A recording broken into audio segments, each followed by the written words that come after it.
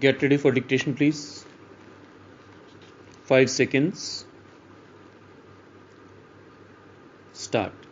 Madam Deputy Chairman, when the House rose for lunch, I was discussing the response of the public to the loan program of the government and was trying to point out that it was rather a serious tendency in the sense that the response of the public had been proved to be poorer during the 10th plan period than during the 9th plan period. I was trying to point out that looking to the fact that the national income was rising and the people were becoming more conscious of a developing economy and the need to mobilize the resources more and more, a contrary trend ought to have appeared, and that in view of that, this trend was disturbing. This trend is to be contrasted with the trend of the public regarding the call from the corporate sector for the investment of their monies. Here we find that the shares of some of the new companies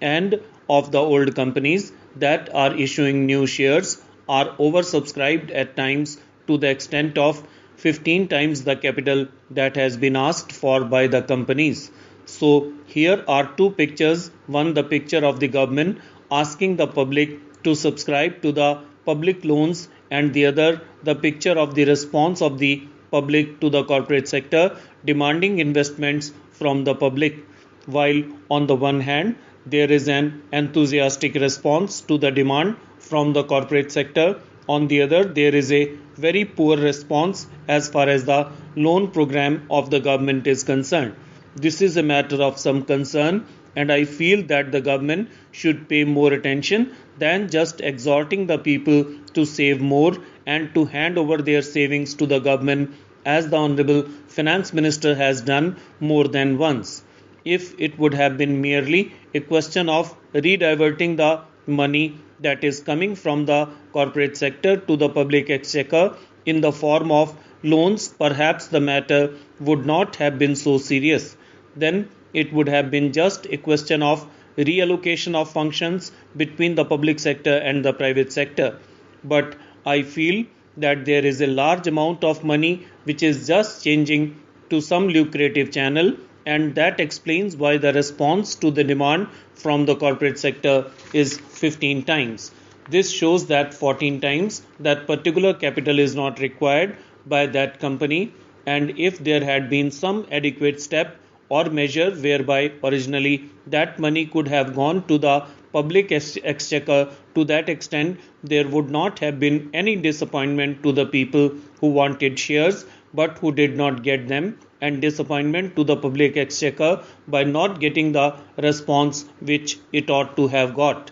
That, to my mind, leads to the question of the pattern of the rate of interest in a developing economy, and especially in view of the fact that a large number of companies are being floated which have got an element of growth in them, thereby attracting so much capital towards them. The Government of India will have to take into consideration the question of the rate pattern of interest on their loans and to see whether something could not be done whereby the public will be attracted to a large extent towards their loan program than hitherto. It has appeared in the press that the question of supply and want is being reconsidered and that offers are sought to be made more attractive. If in the same strain the entire question of the loan program is also considered, it may be possible that these loans also might be made more attractive and thereby more capital, which is today just changing the channels of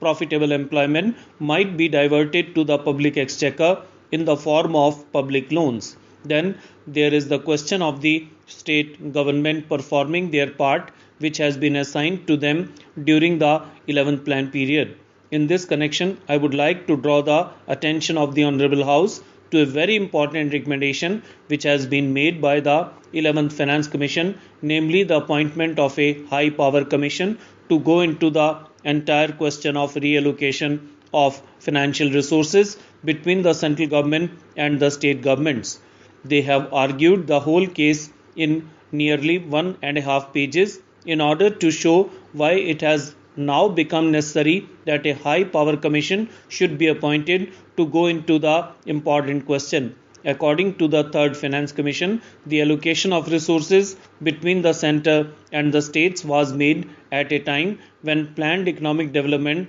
was not visualized. When the constitution was framed, the development of the public sector, the new responsibilities which the states were going to assume, and a plan era were not properly visualized, and it was under these conditions that these allocations were being made.